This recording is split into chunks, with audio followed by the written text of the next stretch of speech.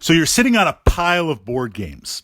You're looking at your collection, you're looking through your stack, and you're trying to figure out what to bring to the gaming club or the meetup or the hobby event with your friends. What's going to get the most play and create those memorable moments, those board gaming moments where you can literally look back years to come and remember the rolling of the dice, remembering that last move, remembering that, in a good way, tension-filled moment for victory or defeat in the evening. That's the narrative, that's the framework, that's the question we're going to explore in this board gaming vlog. Now, I want to step back and frame for a moment because this influences my decision-making and this influences what I pull from my own stack to bring. And then, of course, we'll open up in the comments and suggestions for you guys. I primarily board game 50-50 in two very polar opposites. The first is literally solo play. Wargamer Fritz, many of you know me from playing war games and playing miniature type skirmish games. While building and painting is an important part of that hobby when I'm not playing war games, initially what got me into board games was for those times when I tend to work late, very, very late. I get home at 12 or 1 o'clock in the morning. I'm looking to wind down. I could, and I should, probably paint some of my miniatures. The pile just gets bigger and bigger, but I like to unwind a little bit, and I want to go analog. I want to be able to sit and play a board game, make some decisions, see how things unfold. That's what initially pulled me in, and just it's been an amazing ride for a long time, and it continues to influence me. So solo board gaming is an important aspect of my hobby diet. But the criteria of what makes an excellent solo board game is vastly different than bringing something to play at the club, bringing something to play with your friends. Let's explore that perspective. The definition for a gaming club, a gaming group, a meetup, you have a place that you're going to bring some of your collections or you're going to invite some friends over. The criteria, or the parameters, I should say, that you're up against is, first of all, you have a limited time to play. There's a big difference between, in advance, inviting everyone over to play Twilight Imperium on a Sunday afternoon and you've blocked out, like 10 hours to play. Most gaming groups, most gaming clubs, it's Thursday night at the hobby store, you have 3 or 4 hours to play or a set time to play. You have a window.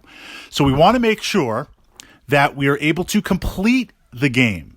Because the end goal, win or lose, having fun, narrative, we want a conclusion. We want to go home with victory. We want to deal with defeat, whatever that aspect is going to be. We want to look at titles that we can select to be able to complete. In theory, sometimes games run a little longer or a little shorter to complete. There's no way we're doing Twilight Imperium or Descent First Edition, pulling titles from my own pile in 3 or 4 hours. So we want to look at the time stamp, the time frame that we have to play. Second is the audience. Now, my number one rule, this is true as a dungeon master playing D&D, this is true in playing war games, everyone has a place at my table. The joy that I have in this hobby has because others have expressed their ideas and their joy and their passion with me. Wherever I am in this hobby is literally because of you. So if I can build on that, if I can share a little bit of that, if I can get someone else involved in the hobby, I want to do that because someone did that and they continue to do that for me. So everyone has a place at my table. Everyone has a place at the game I bring. I'm willing to break the rules. I mean, we've done Zombicide Invader, Zombicide Black Plague. The missions are set for 6. We've done 10, 11, 12 players. I'm willing to break the rules to make sure everyone plays. I'm willing to sit out to make sure someone can play. I mention that because since you don't always know who's going to be sitting at your table, you want to make sure that everyone has the potential, the capacity for fun, for enjoyment of the narrative. A lot of gaming clubs, and where I play, it's open board gaming. Like literally, if you're going to bring a title to play, you could also show up to just join in on a game. But if I'm bringing a title to play, I set it up. We put a little sign, 8 players needed. And as people walk in, they sit down and we jump into the game. I never really know who's sitting at my table. Now, I might invite some friends. There's repeat players that I play with. I know them. Over time, we've gotten to become friends. But new friends are always very, very interesting to meet. So my first selection in that pile is the time frame. It has to be a game that we can complete in the time frame. Second is it has to be a narrative that I don't want to say is generic enough, but is understandable within the culture, within our gaming culture. Two examples from my stack that comes to mind. Nemesis, self-explanatory. Sci-fi future, you're on a spaceship, things are going crazy, you got to survive and escape. That you see that on the table and you're aware of what's going on. Another example, Zombicide Black Plague, Zombicide Invader. We've got zombies running all over the place. We need to survive. Or Runebound. Okay, you look at Runebound. Well, we've got some fantasy stuff. We're exploring a map. We're collecting magic items. It's kind of like D&D. Look at the culture of your titles and what translates over easy to understand. Games that one might not understand as much, abstract hex games or kind of worker placement type games. But what can you bring that someone in theory could sit down and understand? So that's kind of the second checklist. The third piece, rules, ease of rules and accessibility. Now, part of this, of course, is subjective. The more experience you have in playing board games, the easier it is to pick up rules. Even if it's two completely different parallel systems, you can be well skilled in Euros, jump over to Ameritrash, and although that's not your forte, that's not your primary diet of dice, you understand rules mechanics. You understand if then else. You understand conditions. You have that logic engine. But also consider someone might sit down, and I'm not even talking basic board games, stuff you can buy in Barnes & Noble. I'm talking about they might have never played a board game before ever. So being able to select a game that is rules light or rules that are intuitive and or rules that can be played in one round. Any game that kind of needs a demo or an intro, I won't say it's impossible, if we had more time, but we're looking something you can pick, play, and set up. Which is why, pulling again from my stack, something like Zombicide Invader, Zombicide Black Plague, you play one turn, you kind of understand what's going on with it. You might not understand all the tactical nuances, but you understand the core rules and you can keep up. So layering that over. The final aspect, and this is challenging for me. I admit it because I am a completionist and I love miniatures and I love expansions and I love expansions on the expansions and I love the sub-expansions that work with the expansions on top of the expansions.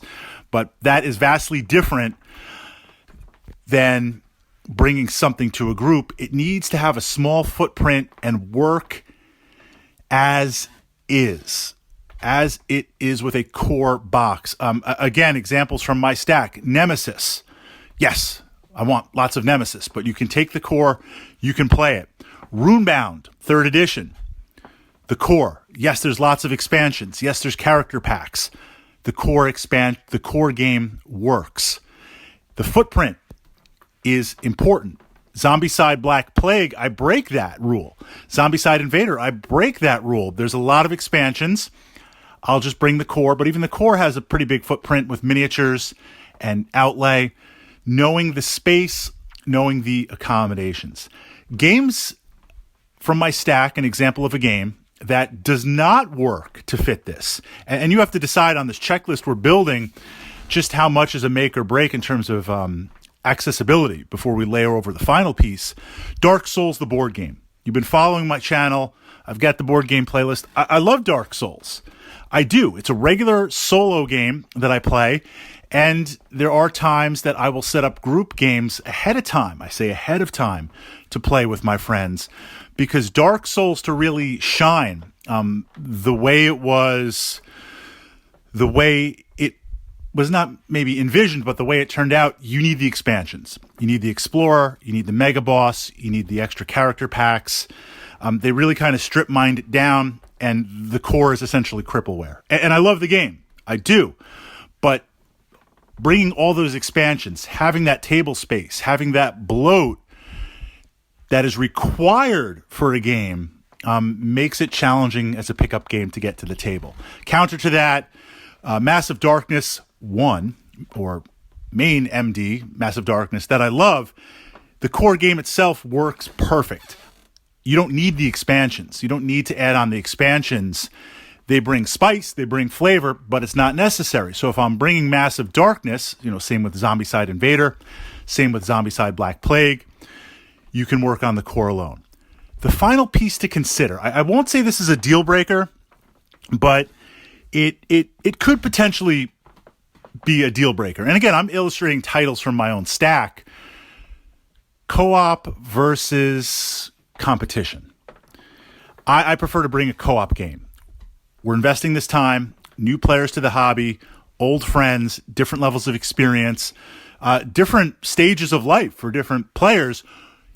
I find it best to sit down and come together as friends, and we win or lose together for the evening. And this is coming from a Wargamer who, I'm Battletech on the table with Battletech or Warhammer 40,000. I just want to crush you. That's a war game. That's different. And I'm not against Euros. I'm not against wool and sheep. I'm not against looking at that type of stuff. But an example in my collection, Conan, the board game. Again, I'm a massive Conan fanatic. And I say that because I'm admitting that certain titles, certain IPs, I'm a fanboy. I am. I'm biased in it, that I love these titles. But even with that bias, I'm aware of potential limitations. Conan has expansions, but you can play the core, and the core is not crippleware. It has miniatures, but it's not overwhelming. It's more of a skirmish type based system. It is very intuitive to pick up. It has the theme. Okay, even if you're not into Conan, you understand running around with a big sword, casting spells, and fighting minions and monsters. But it is not a co-op. It is an overlord versus the players.